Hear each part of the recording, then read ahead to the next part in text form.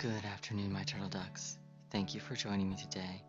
Last time we talked about washing our laundry, so today let's talk a little bit about drying it and putting it away. To start, you do not need a dryer. I do not like the noise dryers make, so I do not have one. I line dry everything. If you do not have a lot of space, you can still line dry in your bathroom or a balcony if you have one. But if you prefer the speed and aren't bothered by the noise, you can absolutely use a machine. Please do what works best for you and your family. The only exceptions to this is delicate lace and underthings.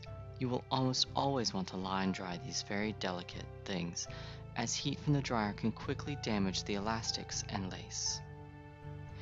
If you have a problem with static, you can get a wool ball and throw it into your dryer. If you like the scent offered by dryer sheets, add a few drops of essential oil to your wool ball. Now you only have the limits of your imagination for what scents you can add. Now on to ironing. There are 3 options for ironing, but only 2 if you don't own a dryer. The first is simply to buy clothes and fabrics that are extremely resistant to wrinkling, thus negating the need for ironing at all. If you own a machine dryer, most have an anti-wrinkle cycle that is typically shorter than a full dry cycle. The final is to iron. You can find irons in basically any big box store and many discount and thrift stores. You do not need one that has its own water reservoir, but if you don't, plan to have a spray bottle to add just a little water to very stubborn wrinkles. You will need a hard, flat surface that is heat resistant, so you don't need an ironing board, but you won't want to use a lacquered table or linoleum countertop. Any sort of stone, glass, or even tile is fine. If you're using a hard surface in your house, put a towel between the thing you want to iron and your hard surface. If you have an ironing board, no towel is needed. You will want to check your iron settings. Most will have settings based on fabric type. If your clothes no longer have tags to tell you what type of fabric it is, use a medium to medium-low setting. It may take longer to iron, but you won't risk burning your fabrics. Alright, so the clothes have been washed and dried. It's time to put them away. If you have chosen fabrics that do not wrinkle, you can keep them basically anywhere. Otherwise, you only need to hang up clothes that may wrinkle and be worn as exterior clothes. Undershirts, slips, and the like do not need to be hung up unless you prefer them to be. I have quite a lot of clothing, and I absolutely loathe folding, so I hang almost all my clothes save socks and undergarments. Now there are 4 types of hangers, so let's go over those very quickly. Wire hangers.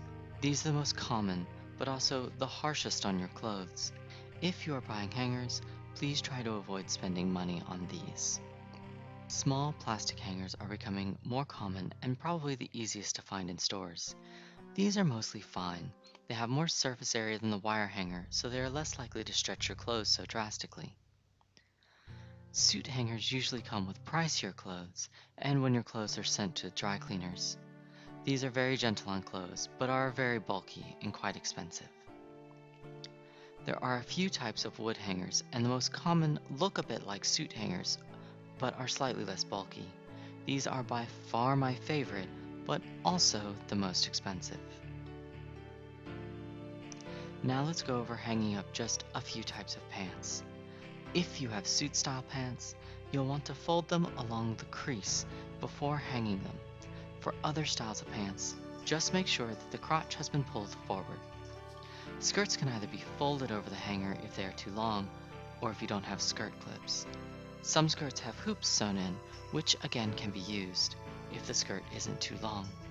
Or you can invest in clips. Shirts are probably the most obvious, but to go a little bit more in depth, I actually like to hang my clothes in pre-prepared outfits.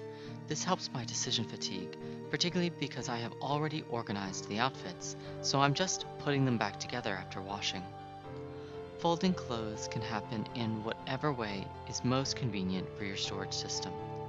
We have drawers, so I like to do the roll method that saves the most space and makes everything look tidy.